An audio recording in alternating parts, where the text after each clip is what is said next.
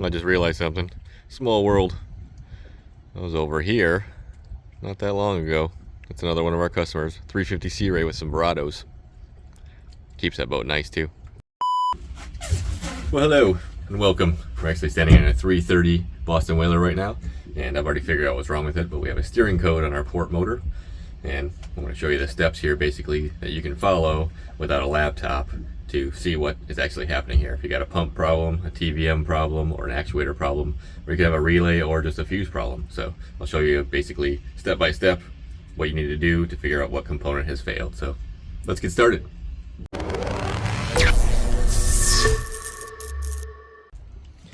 All right, we're gonna turn our batteries on because I just reset everything so that hopefully we can get the code to come back. We'll fire it up. I can put everything back the way it was. Let's fire them both up. We got a green light on our joystick here, but we're gonna try to steer it first to see what happens. So only our starboard side's moving. There's an anti-collision cable that's hitting and say, oh, it's binding up. Can't turn anymore because that's trying to pull the other motor basically. We should get an alarm here. It's trying its hardest right now. It's pulling on that cable. There's a collision cable right there. Oh, there's our alarm. And it's trying to move. Basically, this actuator seems to be stuck, or the pump's not running or something. So it is not allowing our port side to move because we have an alarm, which shuts it down for safety. So we have port engine critical steering reduced. Okay, we know that. Shut them down. All right, go down into our hole here. That's where all our components are. I've already taken stuff apart, so I'll show you what we're doing here.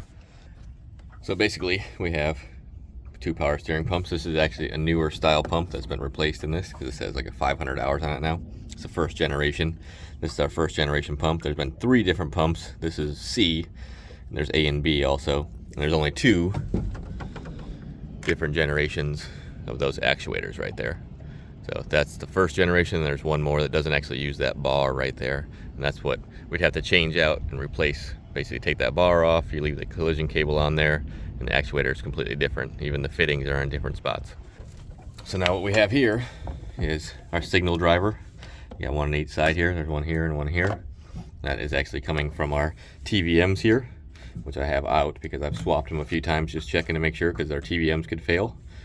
Just simple plugs, but I have them taken off of our metal plates here that are bolted to the wall because it's easier than trying to de-rig everything. I'll show you that here too when we get to it. And we have our batteries down here. You want to make sure we have good voltage. So first thing I would check is that fuse right there. And this is our power to our pump. So what we want to do is check and make sure we have voltage coming out of this, because if this blows, you're basically not letting any voltage to your pump anymore, and it's going to shut down, give you a code just like we're getting. All right, so this is our port battery or a port engine. And there is, we want to check here, because if you check just at the battery, you can check your battery if you want to and check and make sure you have voltage, but we want to check actually at the stud past the fuse here. And we are good. So we have 12.37, so we definitely have good voltage from the battery. Okay, now we know we have good voltage to our pump here. We want to check and see if our TVM is signaling the pump correctly, and we know that the starboard side's working. So what we can do is swap our signal drivers here from pump to pump and just reverse them.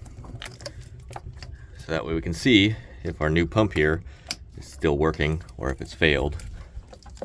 We should be able to quickly start both these and then come here, and it should be activating this pump, and we can unplug it and make sure. Let's fire them both up again. Okay, we can hear the pumps running now. You can hear it. All we want to do is just unplug it, then we know this one is working. Oh, it did it for us. We got to be a little faster than that. Let's try that again. All right, second time to charm. I'll shut up and just unplug it. All right, she's running. Yeah, you hear it turn off, and this one's also running, so that means we're getting a signal from both of our TVMs here. I should get an alarm here also because I just unplugged it. All right, there's our alarm. Shut those up. Let's turn our keys off. reset our system for us. Okay, so we know both pumps are working, they're both running. Usually if they don't work, they will not run, and you'll get a code right away saying pump inactive, just like the code we just got basically. The other thing you can do is swap these signal drivers if you want to, because this I've seen before. Actually, I think I made a video about one of these failing, causing the pump not to work. So this is also a problem that you could just swap these and see if it follows. So we know both these drivers are working because it actually activated both pumps at the same time when we first turned it on before it went right to coding on us. So we can leave those alone. So we know we have power, we know our signal drivers are good, as long as you put them on the right end here. So we can plug all this back in. Oh, and I'm the one who opened this lid here. I'll put that back. It's just, I want to check our fluid level, because if you have a leak too, this will also give you codes. The pump will run. Right now we're just trying to figure out why we're getting that code, and our pump is running, so everything's good there. And it seems like our signal is good, but we could have an input problem or something with our TVMs here. So the next thing I would do, besides swapping those, our signal drivers, and checking to see if it follows, is swap our TVMs. So what you do is just pull these off the wall. I have 3 screws that hold them in, and just unclip them basically. You got pretty simple top and bottom here.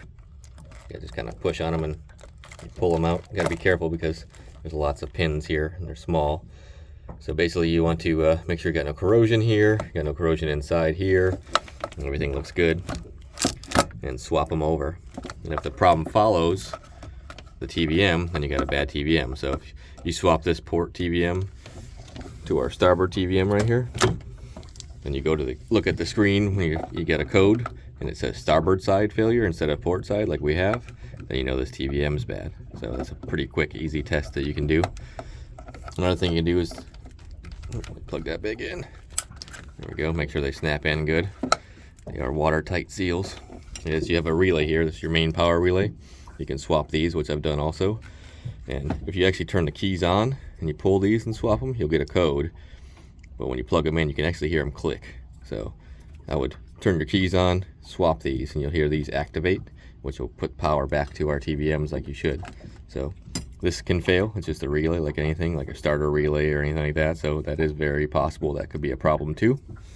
So once you've done this, swapped your TVMs, swapped your signal drivers here, and still nothing is, still the same problem. It's not following the TVMs or anything. And then basically, you know that you have a bad steering actuator. And I can tell you why I know this one's bad, because it has, let me climb out of the hole. It's trying its hardest to turn, and you can hear it with both pumps running, and it ain't moving. So it's locked up internally.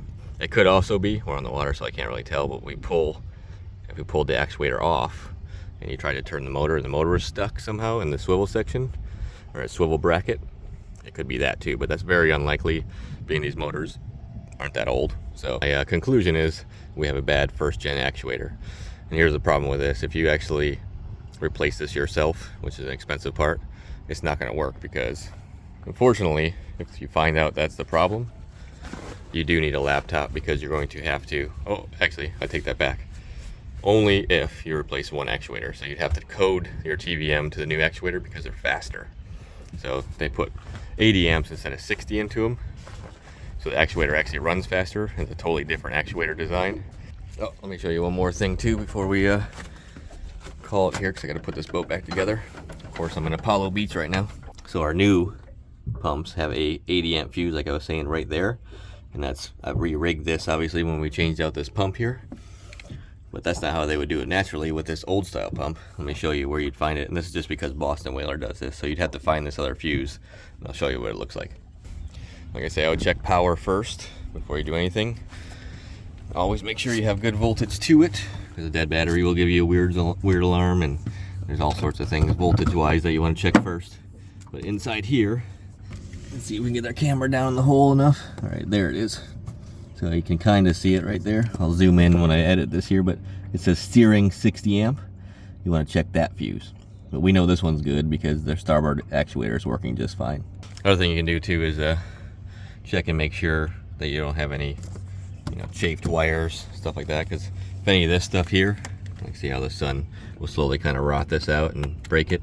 I've seen it too, where the actuator is fine, but this wiring right here is bad. So you can maybe fix the wiring if you needed to, but that's probably not the case most of the time. These first generation actuators right here are kind of a known issue with Mercury. That's why they changed them completely to a new style. And the only other thing that you could have a problem with is if they make these lines perfect. Like, see, we got plenty of room here to, you know, change where these lines go. With some of the Aquilos, they're like straight shots basically to the actuator. You have to get a longer hose made if it's too short, because they're changing the location of where they go. So that sometimes happens. I've seen it on the Aquilos, but that's about the only boat. Most of them have a long enough line here. All right, stay camera. All right, don't fall on me. Well, if you have any questions, obviously, about the steering system stuff here, it's kind of complicated. Like I said, you got TVM, you also have CCMs, which are controllers up here, but you would get different faults for that, and that has nothing to do with basically your steering controller or activating your steering actuators. That's pretty simple. TVMs turn on because the motor turns on, sends a signal to that driver saying, hey, turn the pumps on, and you steer. The rest of it is done through the computers, like the CCMs and stuff for your joystick. That will give you joystick codes, stuff like that, not steering pump not active codes, basically. The reason it's saying that is because that actuator is not moving. It's trying, but something's wrong internally, so it's not moving anymore. So time to get a new actuator. And like I said, if you are doing this yourself, you're not going to be able to just switch one actuator. You have to do both of them, or you're going to have to pay somebody to come out with a Mercury laptop, of course, and do the new TVM update so that they steer the same direction, same amperage, whatever. They slow it down so it's not as fast. Anyway, like I said, you got questions, hit me up in the comments, and as always, I appreciate you watching, and I'll see you next time. Later.